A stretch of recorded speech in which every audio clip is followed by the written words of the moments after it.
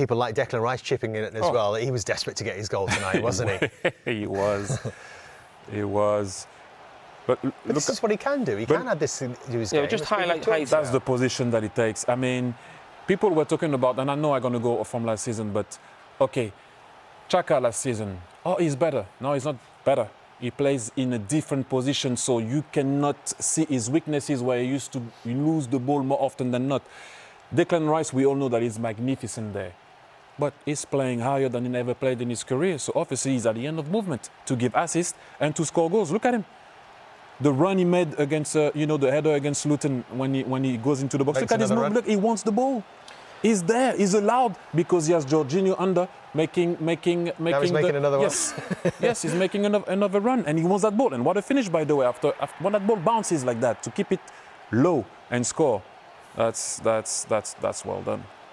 I'm delighted Declan Rice is getting goals because I've always been a big admirer of Declan Rice, and it's easy to say that because you can be an admirer of him because he's a top player. There's no doubt about that.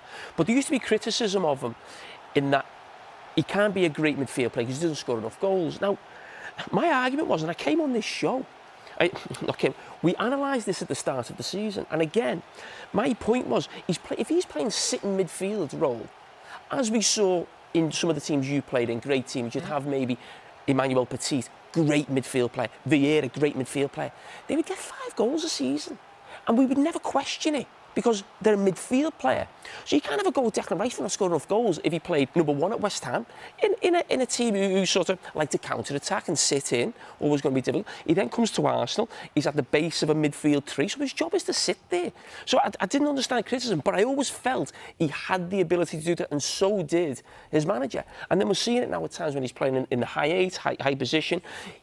His passing is very underrated, and hopefully, as time goes on, we'll be talking about his goal-scoring ability being underrated as well. Him being an example for him, he's now got 5 goals, 5 assists, the best in both categories of his career, and there's still loads of this season to go.